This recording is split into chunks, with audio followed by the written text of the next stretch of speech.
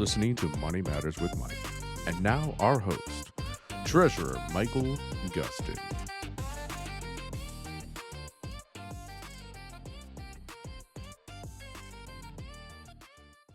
Good evening, Cincinnati, and welcome to Money Matters with Mike on this chilly February 4th, 2026.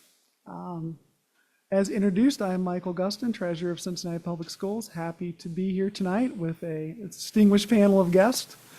So I'm going to go ahead and let our guests introduce themselves to get started. So we will start at the end with Mr. Crossett. Yeah, Jim Crossett. I'm a Cincinnati Public School Board member and a member of the Finance Committee.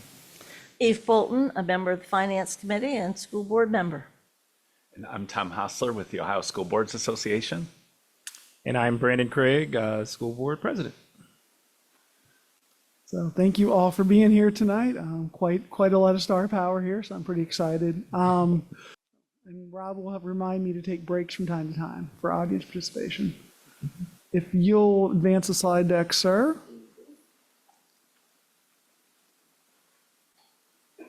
You covered all that, and if you go to the next slide, so just to let people know where we're at today. This is the fourth in a series we are doing on school funding. So this is 4 of 4. So, and we're gonna actually recap today what we've done over the last three months. So happy to have Mr. Hostler here to add his commentary, add his perspective to it. But these are all available on our YouTube podcast channel, so you can go back and watch. Would recommend it. We had some really good things. Couple of things I think are kind of went viral. Auditor Miranda, some of the things she said has been picked up by the news and regurgitated. But this is the last of the school funding series. Next month we'll be doing something completely different, maybe a little less heavy. So next month is going to be CPS by the numbers, where we're going to dig into kind of the numbers that it takes to run this district. And I think people will be really surprised at the size and scope and scale of what we do here. So that said, I think we can just kind of go into the history. But before we get started, I did want to introduce our guest. So, said Mr. Hostler, I think the people in the room are familiar with you and the organization, the Ohio School Boards Association. But for the folks watching, do you want to briefly talk about what OSBA does and how they help out across the state? Sure. So the Ohio School Boards Association is an organization that represents more than 700 school boards across Ohio, and that translates to roughly 3,500 individual board members. And those are traditional public schools, career tech centers, and ESCs. And so our mission is to be the leading voice, the respected voice in public education. So we offer a variety of ways to help boards be better. Our primary goal is not to be your first call just when things aren't going well, and we do get some calls like that, but we want to be your first call when you want to get better.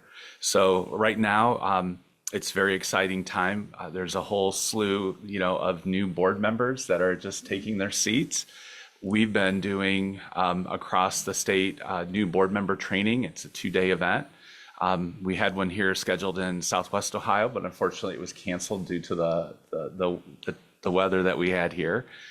So that training is one part, because it's an interesting and tough job, and it's a job that calls people from all different types of backgrounds to serve. And so how do you go about doing this? And so the training aspect of what we do, working with boards who want to do retreats and other types of engagement. So we have a component there.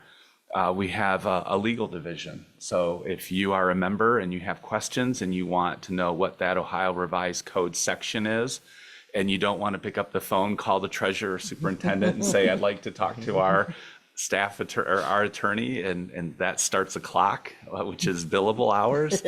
So we have a great legal team that answers a lot of questions and points board members in the right way, and there's it's unlimited. And so that's a great service. Earlier today, I was in downtown Columbus with our government relations folks, And we were taking, the platform that board members across the state say, these are things that are important to us as school board members across Ohio, and we'd like you to advocate and protect these So we had lobbyists that were, working to represent and provide voices to school board members across Ohio. So there's an advocacy piece to this. Communications is something you're doing a great job here. And if you go to our YouTube page, we do similar things. So we're not stealing, but we're sharing. And so getting people in different voices. And today, communication is harder than ever. I grew up in a time where you read the newspaper every day and you watched the local news. And we talked to somebody who is in their 20s and they say, I get all my news on Spotify. And I'm like, well, I have Spotify. I don't, it's podcasts. So this is great because it reaches an entirely different segment. So when we look at the kinds of things that we do at OSBA, we touch on many different aspects, and all of them are focusing in on that one thing, which is helping board members be their best. I like to think of us as like a lighthouse. I grew up in Toledo where there are ships and things. So that lighthouse, I think, was very important. And out on the water, there are over, 700 boats, and they all have precious cargo. Some are huge, like Cincinnati, think of the Edmund Fitzgerald or some of those great, maybe not. Can we use like a one. different ship sorry. analogy? Yeah. And others are smaller, and the captain's philosophy on how they're going to navigate those waters are all different, and that's great. But getting them into the harbor safely, that's what we do. So yeah, it's a great organization. I think we've been members for as long as I could remember. I know many of our board members have benefited greatly. Forever, sure. Yeah, from the conferences that are put on to advocacy to the news channels. So it's great. Yeah. So obviously, I doubt when you were a kid you thought, I want to be the CEO of OSBA when I grow up, right? So do you want to talk a little bit about how you got kind of your journey to get to where you are today? Because I think it'll be helpful for people as we go through the rest of the. Sure. So my background, I grew up in Toledo. My dad was a Ford worker, and my mom worked for General Mills, and I had two younger brothers. And so going through school, my dad said, it's important that, when you choose a career, I like Ford, but it's a job and it's hard work. He was a line worker. And he said, so you want to find something that you like, that you want to do. So that always resonated, that resonated with me. And so as I looked at, being kind of the first person in the family to go to college, I was just drawn to teaching and coaching and all the things that are with it. So after a 6.5-year journey for my undergrad degree, and that's a whole nother podcast episode, I graduated, became a teacher. I was taught high school students initially, English, coached cross country track and basketball when my arm was twisted. And from there became assistant principal, and then my first superintendency was actually in Downriver, Detroit. So at that time, I was 31. I was the youngest superintendent in the state of Michigan. And at the end of my career, so I spent 25 years as a superintendent, 7.5 in Downriver, Detroit area, and then 18 in a district in Northwest Ohio. And at the end of my career, nobody accused me of being the youngest anything. So, so the opportunity, the vacancy occurred. And I have a teacher's heart in all that I do. And so what was really important was looking at this opportunity, the educational piece. The classroom for me now looks a lot different. It's communities, it's school boards, it's legislators, it's leaders. But at the end of the day, it's that connection, it's that passion, it's, following what my dad's comments still echoing, and that is something you're excited to do every single morning. So that kind of led me to OSBA and where we are. So I started on September, so I'm still kind of new and figuring things out for sure. So you've had the full education pathway. You've done it all, which is a great experience. So one of the things we're going to do today is go back through the last 3 episodes, and so first episode, was we had Dr. Howard Fleeter join us virtually, and Dr. Fleeter's been doing research into school funding for years now. Great picture there of President Craig, Dr. Fleeter going off. But we had a lot of takeaways. One of the takeaways I think that we kind of understated was that Ohio's school funding system is kind of unique.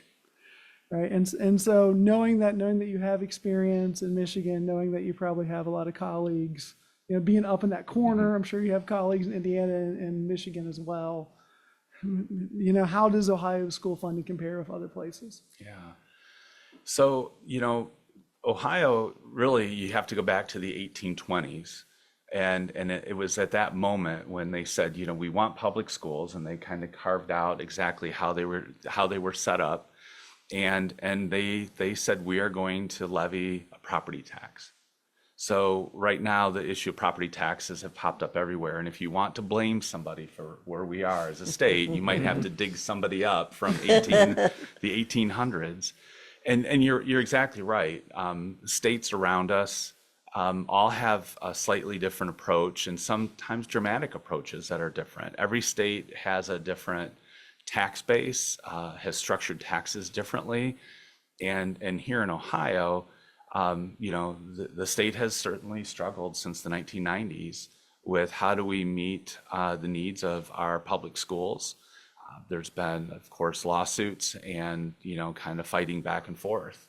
And so when you look at other states, Michigan, relies heavily on sales tax. There's some advantages in terms of that piece of it, but also when people aren't buying things and the economy goes south, which it does, cyclical, that creates a problem, a lot of instability. Other states, the board agrees and adopts their budget, and that's what is levied to that community.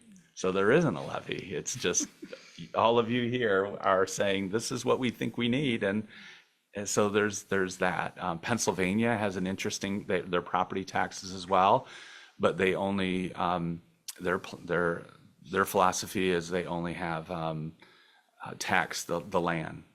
So states are tinkering with what they're doing now.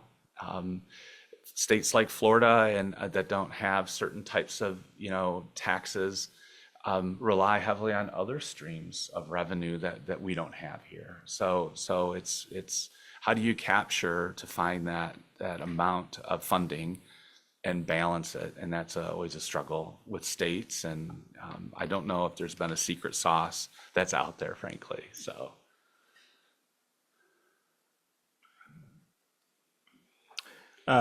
So one of the things we talked a lot about in that first meeting was both about how we are funding schools and then why, what's the need of a school, right? And I think we can look back now and say that there's been a lot of change to even the nature of the students' needs as we think about what a school does and what it has to fund. And so I didn't know if you want to speak a little bit about, some of the challenges that you see across the state with how the student themselves have changed and their needs have changed. Right.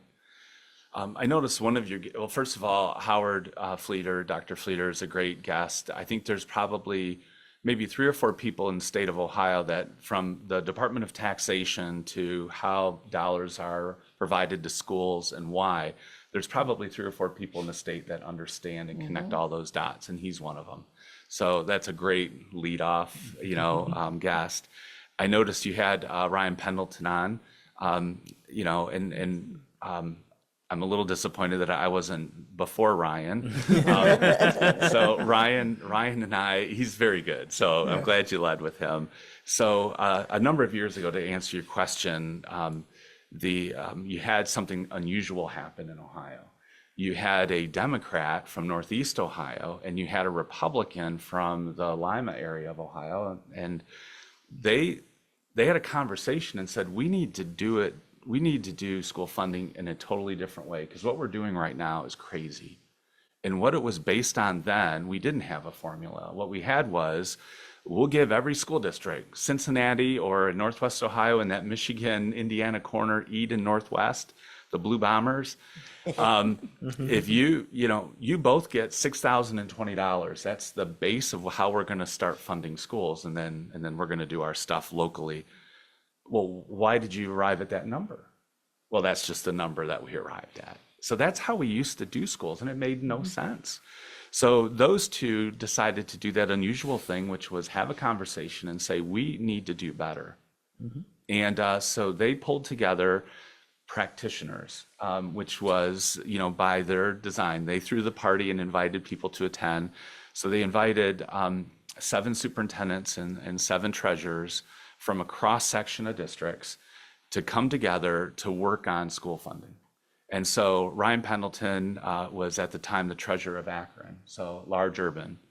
I was superintendent at Perrysburg Schools, which is a suburban district. They're both off the turnpike and the other ends of the state. And so we were both co-chairs of the base cost. And what the base cost did was it answered the question of what is it that students need today to get that kind of quality education. So we discussed that at length. And so when you look at the base cost, which is that foundation to how we're doing state funding here in Ohio, we considered from the moment students are getting, at the crack of dawn when the bus rolls up and they're getting picked up, to the moment they log off on their laptop right before bed and everything in between. So in this formula, we know technology, for example, is something that every student needs to have access to. We built in a dollar amount for technology for every student in Ohio. We understood that, students need a principal, a secretary. We had ratios for class sizes that we were, that for, early elementary, 1 teacher per every 23 students. At high school, that number moved up a little bit. And so we have a number for that. One thing that we talked about, which, you kind of got at, which was today's students, we had a meeting in the Supreme Court, in the Ohio Supreme Court building. Representative Cupp at one time was on the Ohio Supreme Court. So we met there, and it was the day after Parkland, the shooting in Parkland. And everybody around the table had a heavy heart. And as we began to say, what is it that kids need today? Safety and security was like, we have to include that.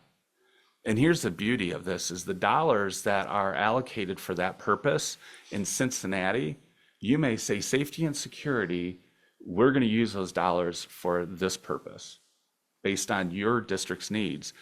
My friends in Eden, Northwest, they might say, we need it for this purpose. So if you want those safety dollars and you want to spend it on additional counselors or threat assessments, or if you want a school resource officer, that there's money there. So counseling, and so it's very elaborate in terms of all the things that go into that. So we gave a lot of thought of what students need to be successful. And what's great about that is it wasn't driven by, well, how much money do we have? And let's divide it by the number of students. That doesn't move the needle. But looking at, we know students to be successful today need fine arts. They need activities after school, clubs and sports. That should be baked into this base cost. So we were able to come up with that and come up with a number. And then we took all the averages to do all these things. And we came up with a number across the state and said, based on the average number, teacher salary for this last year, principal salary, you need a school treasurer and someone to pay the bills. That number's in there. And when you add it all up, we came up with a number, and it's unique for every school district because you might have fewer kindergartners than your neighbors.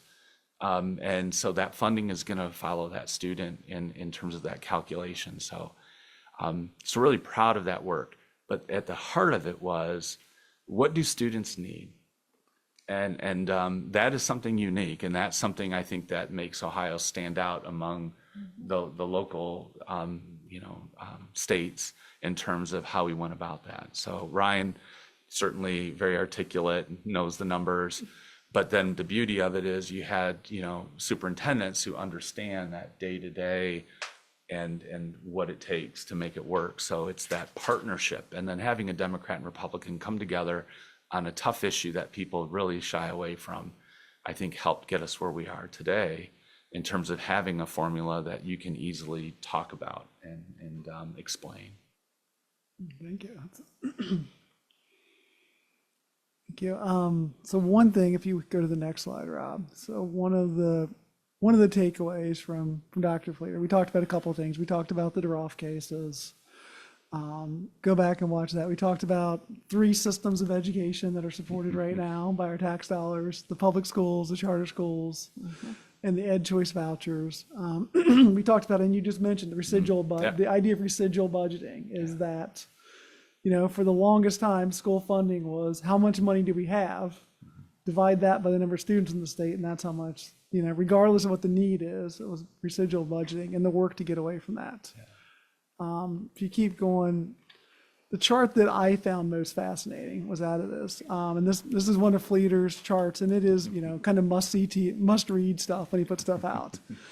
But this shows from 2002 to 2013 changes across the board. And the numbers are kind of dense there, but state revenue per pupil, so the entire state of Ohio went from 24th in the nation to 41st, right? So compared to our peers across this nation, Ohio invested far less. Interestingly, local revenue dropped slightly from 10th to 12th. But you see the state revenue dropped the biggest portion of that, and so overall spending, Ohio went from 15th to 20th. So the state's kind of uninvesting in education compared to their peers. Local lost a little bit, but overall we moved Ohio down 5 places in the spending per pupil over about a 20-year period. I think that's something that you have to think about at a state level, and where do we want to be educationally compared to all the other states? There is state competition, right? States actively compete for businesses, for jobs, for residents. I think if I could add to that, that is sort of a parallel to how the partisan politics and even the identity of the state of Ohio has changed. If you think about it, we were the ultimate swing state through most of my life. And then in these last 20 years, we have now become predominantly a red state, or much less of a swing state. And I think that's been captured, frankly, and manifests itself in the state legislature. And I think that's part of the decline in the amount of money. And then, of course, having the fair funding formula, which was created, and then kind of stifling it has been hard on everybody, but particularly people, in districts like ours. But yes, that's sort of reflective of the political change in the state itself. A quick clarification on that chart. Is that public school education, or does that include the other 2 systems, vouchers and charters? Believe this is just public school education. I have to remember where this came from, but this was kind of an aha to go, wow. Yeah, right. You look at these drops, Right. and compared to peers. I mean, one of the things that you always hear is that funding for schools is going up, right? And I think this is a good point. Like when you hear funding for schools is going up, they're generally talking about all 3 systems, right? And you can Yes. see, the charters are pretty stable now. But the voucher spending has went up dramatically. The other thing is, by just dollars, yes, funding will go up. That is every year the state's budget is more than the previous year. But when you really start to look at where we rank with all the other states, you start to see that those differences kind of pop, right? Right. I think one of the things that's a challenge that board members have is, you think about the 65-year-old woman that lives across the street from your elementary school, who grew up wanting to support schools, is on a fixed income, and is asking, tough questions, and as you're going out to the ballots. And so one of the things, it's like, how did we get here? And that chart, and I mean, it's sobering to see that. And I haven't committed these, so I had a cheat sheet here. So I haven't committed these to memory yet. But in 1975, the residential portion again, school funding works when there is a healthy balance between local residents and the state. And within that tax system that has to maintain that balance, you have commercial property and, you have residential property. And so striking that balance is important. So 1975, roughly 45% of the balance was residential, and commercial was over 70%. So the tax base, so the 65-year-old that lived across the street from the elementary in 1975, that tax burden was primarily being shouldered by businesses. So today, now, or 2023, the last data that we have, the residential burden has increased to above 50%. The commercial has dropped to over 20%. So I think looking at this conversation, anytime you get a system that is out of balance, it's not working right. I think of the like a playground seesaw, and you try to get two people about the same size. And I used to have, kids picked on me in elementary school. That's okay. I've accepted it. And you'd have two of them jump on, and I'd be stuck up in the air, dangling. You've outgrown them now. Yeah. What are you saying? That I would weigh people down? A little taller. So I think, but that's it. Is that I think that's an interesting. In the state portion, you go back to DeRolf in 1995. The state share with DeRolf was 42%. When we look at the end of this biennium budget, the state share is going to drop to approximately 32%. So again, that balance. So sorry. No, those are very important. Actually, I have that. We'll get to that graph. Okay, I have that all right, in because yeah, it's so powerful. Yeah. But you mentioned property taxes. I think that's a good segue. So for our second thing, we had our county auditor, Jessica Miranda, come in. You may know her. She was a state rep for a while. She's a very powerful advocate, and really talked about property tax reform a lot. And so I think that's what I would say is, we all kind of know what's going on with property tax reform. Just would like to get kind of your comments. Maybe maybe the new thing is, these things are now being implemented. You're starting to see it. So could you kind of tell us, like, what are you hearing from other districts, around the state as these new property tax reforms are being implemented? Yeah, I think it's a great, I'll put my superintendent hat on, say, well, how do you feel about this as a school treasurer? But I think that, these are really complicated things that are changing. And, in a perfect world, there would have been a great deal of time to vet, to really understand when you change this over here, what is the impact, not only in the short term, but the long term and everything else that you do. So I think what we're hearing from the state right now, or across the state right now, are questions about how is this going to work?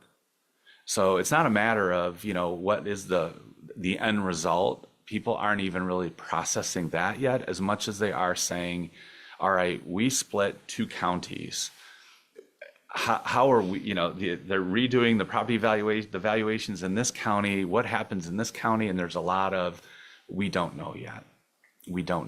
So we're waiting on, from the state and they're working on it. So this isn't throwing shade at the state. Those folks are working on, the numbers that we need to plug in to calculate what is that number that we're going to be able to work with locally. So everyone's kind of in this holding pattern right now, not knowing where things are going to go. I think people who casually paid attention to the discussion feel that they're going to get this huge property tax break. And I know you guys are one of the largest, the only large urban that is on the 20 mil floor, if I'm not mistaken, or We were. yeah. We were in the 20 mile anymore. Yeah. So, there's all of these really complicated things, and how are all these things going to work? And so everyone's at the state is working very hard to answer those questions. In the meantime, boards are kind of left waiting to know what this means for us here individually, and where can it go? And I know that, putting this together, people around the state casually may not experience the kind of property tax reduction that they think. So we know that there's going to be conversations down the road in explaining it. Treasurers, superintendents, boards are going to have a hard time when they themselves are just starting to learn this. So a lot of groups we're trying to help boards and treasurers and superintendents put together toolkits to help explain. But there's so much uncertainty still. We know it's here. We're waiting on numbers. We don't know how those things are going to play. And, so I'll kind of pause there for the follow-up. So, Well, yeah. you asked me as treasurer how I feel. I have a forecast due in 24 days from now. That we depend on to be able to really set our budget for the next school year. And so trying to get certainty in this is tough. We have some hard deadlines we have to hit. Everyone's trying to figure out the things. I think the thing I didn't anticipate was kind of the cascading of things. We talked about the changes to the 20 mil floor. Okay, that's going to flatten our revenue a little. But then, wow, we're not even on the 20 mil floor. So that's a whole nother change. Luckily we have Mr. Kevin Ashley to help me out, who's lurking off screen. But I would say definitely it is a concern. I was going to say, I think one of the things that I appreciated you saying about this, though, is that, sometimes we say these things as if folks are going to get some huge windfall as a result, right? And so when they don't see a windfall, when they don't see this great number that that their tax bill is going to be so super lower, I think there is going to be this kind of question mark of, well, where did that money go, right? And I think we talked about this a little bit with Auditor Miranda, that there's so many twists and turns to how we calculate and how one little thing can affect another. How if we do an abatement over here, how does that affect the property tax values in this community? So then maybe they're feeling something different than what is the reality of what's being collected for the purposes. And I think this is the other part that I would find very interesting to see, that division of how that affects different school districts based on kind of what their nature is. Our urban districts are definitely feeling it. But I can imagine some of our rural communities also feeling some of these pains as well, because they don't have the same type of tax base. So when you start cutting through, they don't really have the group to go back to and say, I need more money from you all. It's the same set of people. Yeah, it's with where we are, and there's a lot of things that have contributed to this moment. And I think when you look back at 2018, 2019, I think a lot of districts were beginning to line up with, how are we, the fair school funding was just beginning, and we're going to need to be back on the ballot. And then COVID hit. And then there was a lot of uncertainty with COVID, and then the federal dollars flowing in, and people kind of kicked that can down the road. So now you have, that money going away, which we all knew it would be, and people had plans. And now with the changes with the formula, with not updating the inputs, which again is the state's portion, that balance is out of kilter a little bit. Rising property values, home values are going up, and now the state is saying, because of the way that the distribution goes, you're a wealthier district now because your property values have gone up. And what we're sending you is not updated with the actual costs of what a teacher costs. Those inputs haven't been hidden. So it's created this perfect storm. In the fall, I was just up the road in Butler County, a rural district there, where they invited us into a town hall to talk about funding. And they were on the ballot, and a lot of people were there. It was a very intense conversation. Today, we have members of OSBA staff that are helping facilitate town hall meetings at Toledo Public Schools, where they're facing a $64 million cut. I have like a little, this is just for me, where you have report Ohio House budget will cost Appalachian schools, K-12 schools, over $500 million. Barberton, that's a, Springfield local, Reynoldsburg, I mean, these are just headlines that jump out at you, and they're all different kinds. We all are infected with the same illness. We're at different stages of our symptoms. So, That's a great way to put it. yeah. Yeah, I mean, we've seen news down here. I mean, recently Hamilton City, which is, about half an hour up the road or so from us, they're closing a building, they're doing some cuts. Toledo, I talk to Toledo's treasurer, Ryan fairly yeah. often, and, they're going through it. Cleveland, I think is doing some good right sizing, but they're, all of us are all Right. have similar issues. Springfield is closing a high school, I think. So, Yeah. So to answer, Mr. President, your question, you're right. I think, I think it's affecting, it's a whole swath of school districts, and, some are feeling it at different stages for sure, but it's a challenge for big and small. Well, the thing that, and this is Eve, one note on this, and Michael get tired of hearing me say this, but we don't have enough money in the state of Ohio to support 3 school systems. So the reality is, if we were not doing that, there would be less of a burden on the property taxpayers and commercial as well.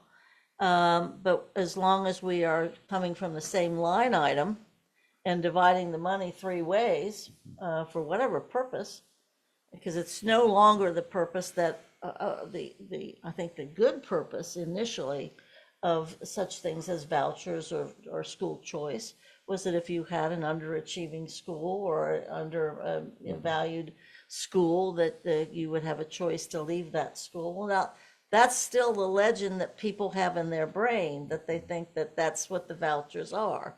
And the vouchers actually are no longer that, because what kind of school system you go to or don't go to has nothing to do with whether or not you're going to get the vouchers. And the vast majority of the people that are using the vouchers, to their credit, are people that were going to be using them anyway. And so this is a problem, a critical kind of problem, ground zero.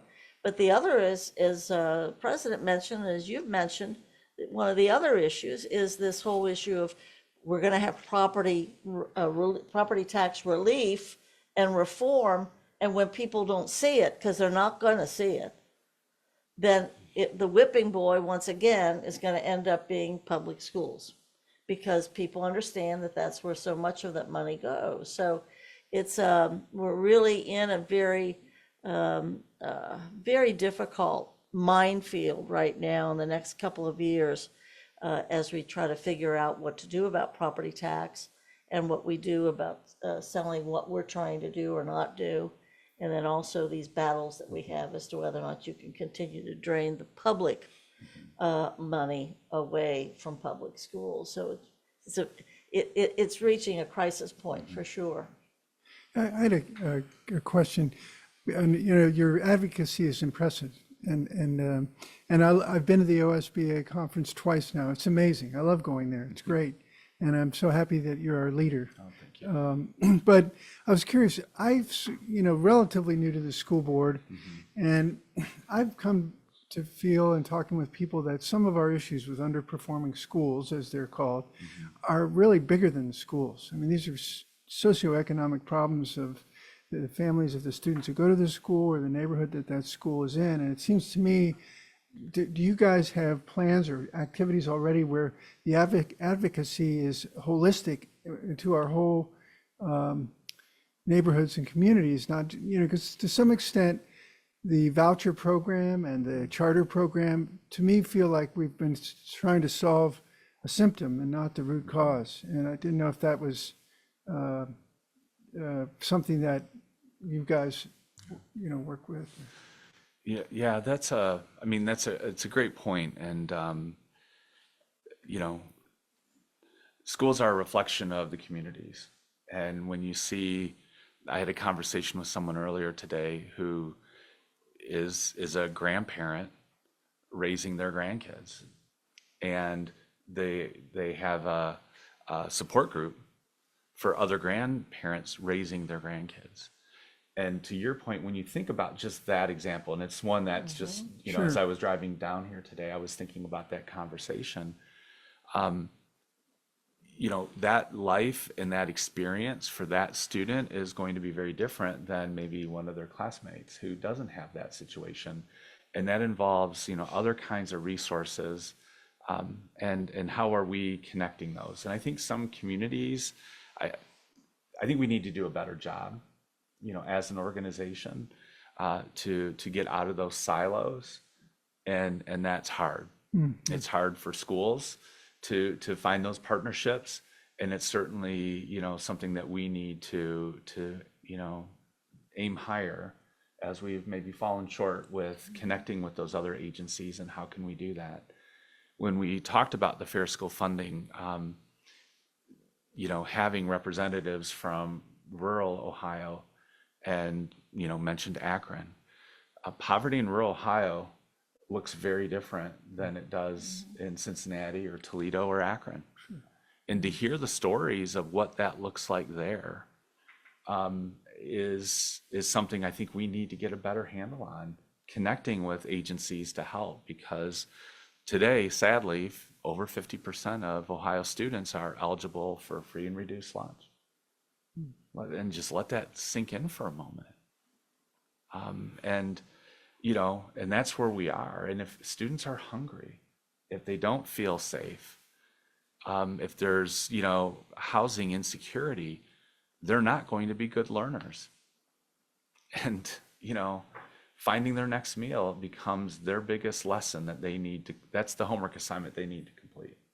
And how do we work better together? And you're right, I think we sometimes have, you know, focusing just on, you know, the data right in front of us. And I appreciate the, you know, taking that step back and looking at the community aspect of that. And how is it that we can help the student who goes home to grandma and grandpa every night? Yeah, it's a great thank you. challenge. Thank you. Yep. Yep. And just real quickly, because I think this ties a little bit into the conversation that was had at the third meeting, but I think we are also talking about that student who is both increasingly more vulnerable to the other things, right? So they may have more likely to have a disability related, so they may have more cost associated to educating them. So it is also, you know, yes, they're a reflection of the community, but then also we have to think about, are we putting in those base cost factors the way they should be, which is that that student starts out at a different standard of what it costs to educate a child than what we think of as the normal cost of educating a kid. Because again, to your point, a poor kid in Athens, Ohio is a very different poor kid than in Toledo, and very different poor kid than in Cleveland or Columbus or Cincinnati. And how does that, sometimes when we start that conversation around a child who is from an economically disadvantaged family, that means a little bit different for that kid, because they may not be diagnosed. They may not have those resources that have already looked at. And so I think that was, you know, a large part of where that continued conversation still exists. It's, you know, and I didn't do the Fair School Funding justice. And I think someone explained it, and I'm going to steal their analogy, but it's like a layered cake. So the base cost is your typical student in Ohio. What do they need? But we understand, and it's exactly what you're saying. The number in the old formula was, for students who live in poverty, we gave them an additional $262. Why? Why that number? What is it based on? So the Fair School Funding Group identified these areas: special education, poverty, transportation, and said we need to have studies done to tell us, to guide us. So we have that data, and the lift is, you know, to commit to that. The data says this is what you need in these instances. It's there, and it's part of the formula, and it is just triggering, you know, the mechanism is there to deliver what we know we need. And is there the will to do it? This is probably a great segue. I mean, I think our third and most recent podcast. We had our mutual friend Ryan Pendleton join us, and Ryan's done some great stuff to help us out. So he's kind of coordinating a group of urban treasurers that we get together quarterly, which is a good chance to share ideas and share best practices. But we definitely talked about, like you said, the base costs, state and local share, and then the categoricals. I think that's what you were talking about. Yep. There are studies out there that say exactly what it would take, to correctly fund special ed, to correctly fund some of these things, to correctly address, economic disparity. The question is there the will to do those? So that was a big one. If you go to the next slide, convenience, we won't go through the waterfall, but I know Ryan presented the waterfall about why it matters. And part of it, to loop back, is that the state doing their part perfect. The state doing their part reduces the burden on every taxpayer. So to go back to your analogy, of the lady who lives across from elementary school and wants to support schools, but every year, more and more of her income is going to taxes. Part of the reason schools cost you so much locally is because the state share continues to decline. And I love this graph. It's, I think you explained it, but if you want to comment on it, by all means. Yeah, it just, again, we didn't wake up one day and end up here. It's been, a little bit here, a little bit there, and now we kind of see the roadmap of, our destination was here. We ended up, we're lost. And I think that's the kind of thoughtful conversations that we need to have around the state, and it takes time. And, the Fair School funding took 7 years to get to where we are today. When we're talking about taxes, and certainly nobody, as you said, nobody likes them, but how do we begin to turn that tide a little bit? And the 65-year-old, that lives across the street, in the next few years, the way it's set up, not because of what any school board has done, but the ask is going to be greater. And, I think I heard Ohio was 8th in the nation when it comes to income tax. And that includes, the ones that are lower than Ohio include those that do not have any income tax. Again, it's that balance, right? And so, talking about this in a way to call attention to the need for that kind of measured response, I think, is really important.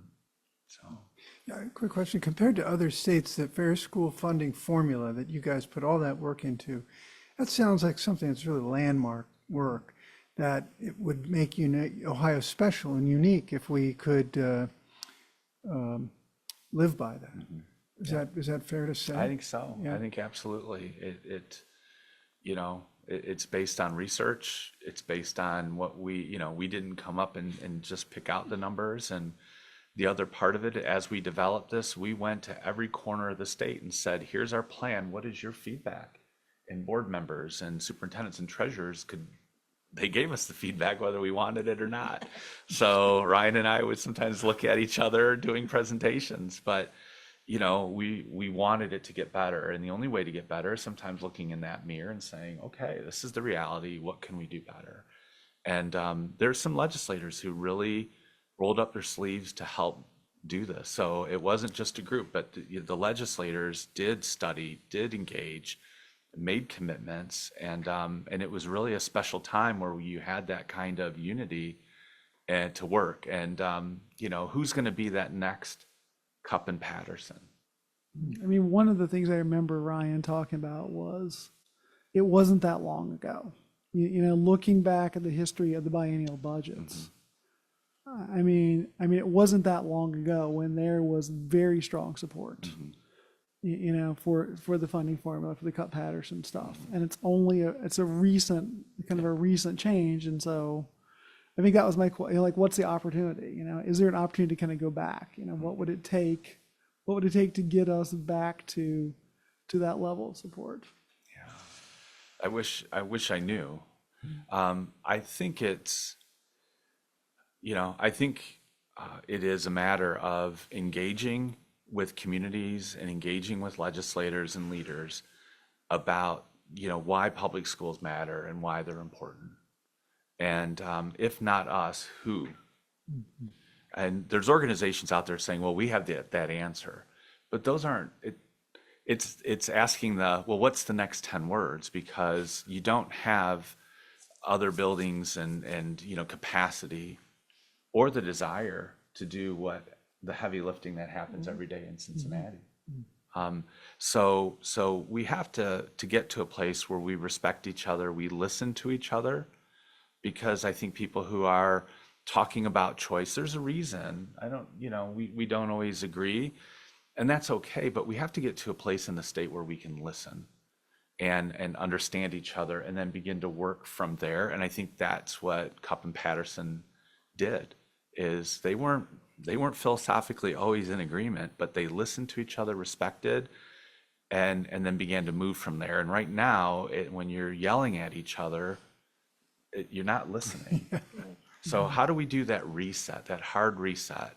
And I think that's the start of it, is recognizing that, do we agree that we need to do something different? And we had a roadmap to do that.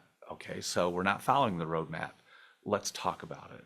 I think to get back on that roadmap, obviously in part will be determined in the next election in some way, shape, or form. But more particularly, maybe that's also the role for OSBA, in that as long as the people in Columbus can divide the urbans from the suburbans and the suburbans and the urbans from the rurals, then we are operating divided and unable to do what we need to do. And maybe that's, I know in the last, you mentioned the conference, we had a wonderful opportunity where the urban got to sit and have a breakfast with the small districts in the state. I mean, that's another way to look at it. Yeah. And that's one of the things about the vouchers that has helped unite the suburban and the urban, because if the three different types of school districts could come together, and maybe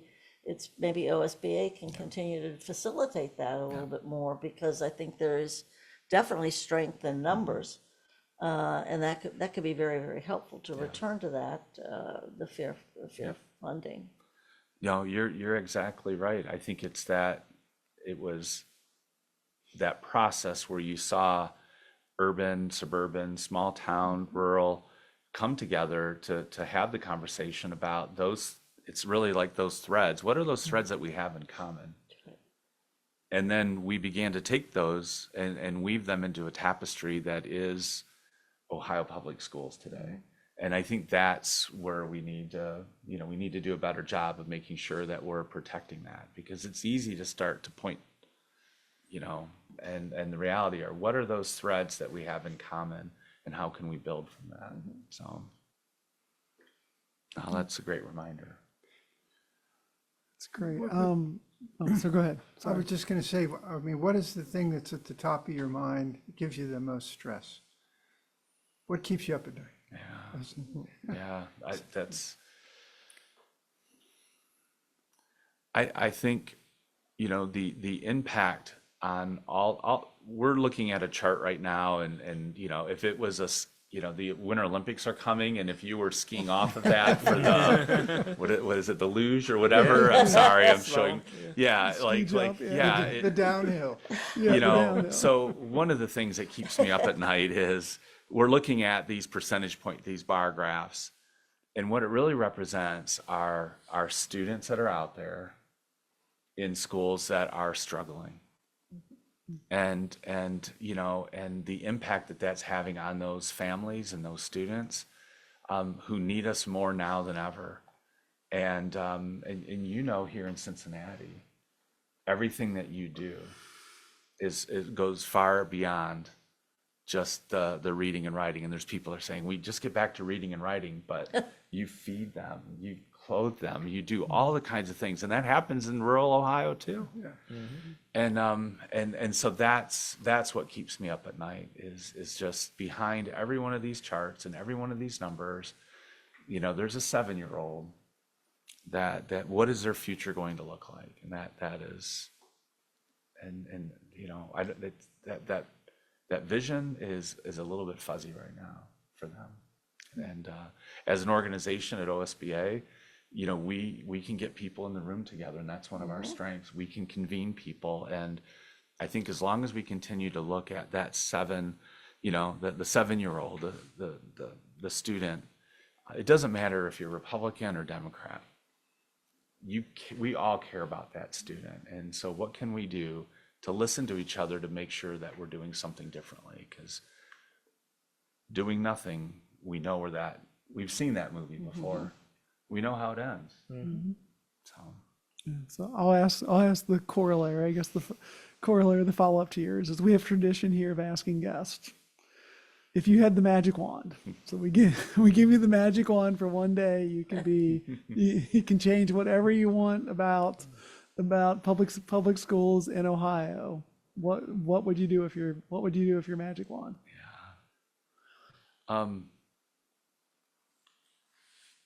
I think even with a magic wand, you have to be real. So I have no more imagination. It's been grinded out of me. So I can't dream like that anymore. I think the magic wand is just to find a balance, a healthy balance that is predictable, so that you know in 3 years where you're going to be and what you need. That you can rely, and the state can plan, because they have to plan with their budgets. I think it is finding that balance and doing it in a way that we don't have to keep coming back every couple of years locally with a levy, or every 2 years and roll up our sleeves and bloody our knuckles, but just to have that foresight to, this is the roadmap, this is the plan, let's do it. And I guess it's not very grandiose, but that's what I would want is I that think balance. Mike would buy that predictability piece. Sign me up. I would Absolutely. sign up for some predictability for sure. And you know how it is when, you know, we spent an hour here, and I know we're wrapping up, but you have to go out to your constituents. You have to go out to staff and business leaders, and you try to explain this to them. And you see it, their eyes glaze over, and they kind of like start digging in their pockets, and like, that can't be right. And it's like, yeah, and I think we just have to get to a place where we have to why are we doing what we're doing? And that's what, you know, where we've been, you know, it's tough for you all. So I appreciate and applaud what you do. At a time when it's easier to sit on Facebook and lob comments, which I don't even want to begin to see those. You know, you decided to raise your hand and get in the arena, and thank you for that, because this is the last stand for democracy. And I'm not trying to be overly, you know, dramatic about that, but this is neighbors elected to serve neighbors. People know where to find you.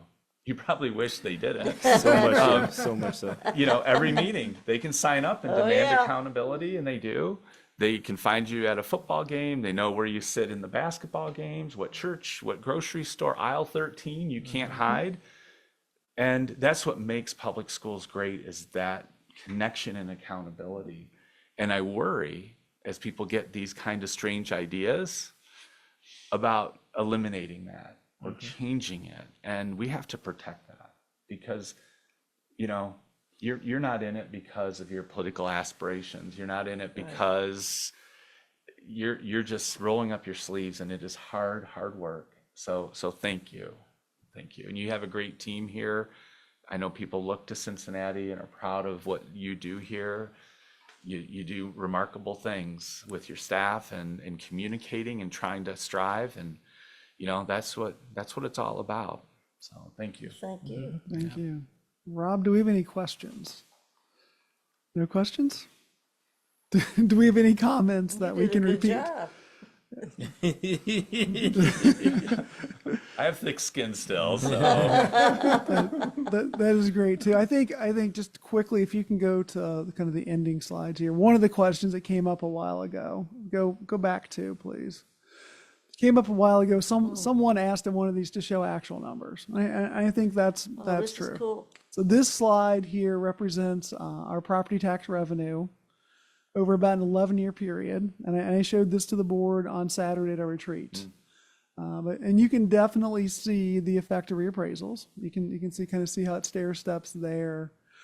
And there's little dips. This is kind of the fun things is the jump is kind of the reappraisal. The little dip is the board of revisions. So after people get their tax bills, they file board of revision claims, and some of those get approved. And you can see the thing that I think will be the trend going forward. You notice how the last two lines are very flat. Based on all the property tax reform, I would assume that trend is going to stay until we go and get a new money levy. So, but those are the real numbers. You can see the increase there. Rob, if we go to the next slide. Second set of real numbers is state aid. Okay, so before anyone freaks out, the state did do what they called pass-through funding for a long time. So for community schools, we saw it on our books as both a revenue and an expense. You can actually see the money, but it kind of passed through. That stopped at the end of the 2021 fiscal year.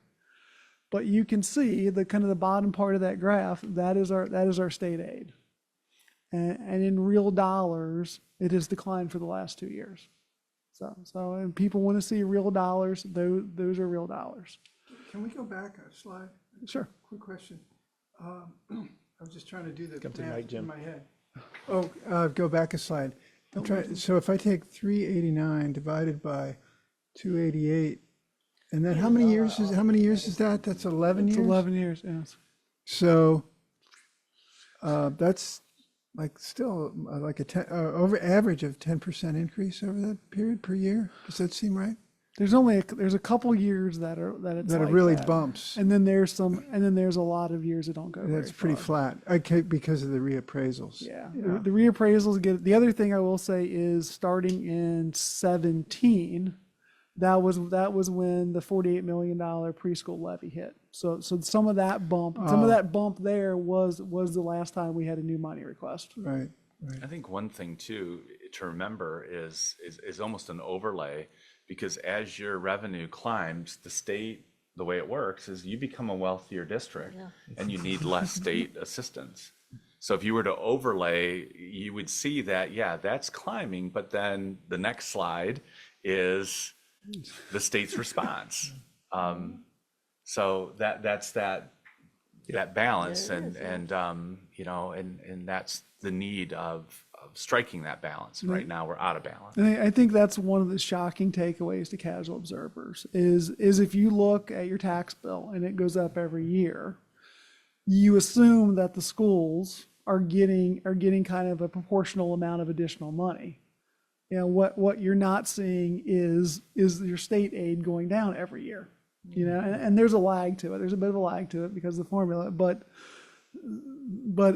I think that's really jarring for people because they just assume if I'm paying more, then we're getting more tax dollars, but we're not getting more overall revenue, and that's an important distinction to make.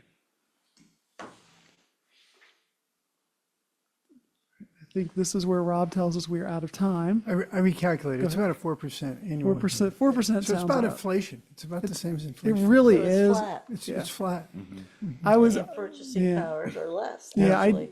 I didn't do these graphs, but Kevin, Ashley, and I were working with some graphs really that show this based on inflation. So if you had the same amount of dollars in year one, Yeah.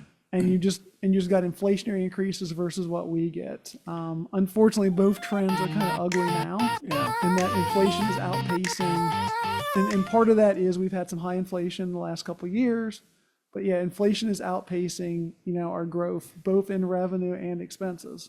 Well, even in our new money from the preschool promise monies, and we were ready to renew it for the second time, even the people that were the greatest advocates for it said, don't ask for any more because of just where the people are politically and property tax. And Mike came up with, we'd actually, to get the same amount of money or the same purchasing power, how much would we really have to ask for? Right, that levy was 48 million. I think we needed to go to like 60 plus 64, I think, 64. to get the same Wow. purchasing power back then. I mean, And that's the reality. yeah, I mean, I know it's hard for people because everything in your budget's getting more expensive.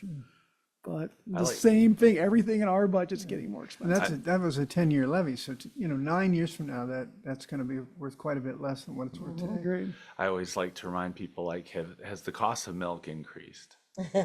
Yes, for your home. Right. How many thousands and thousands of kids do you buy milk a for good one. every day?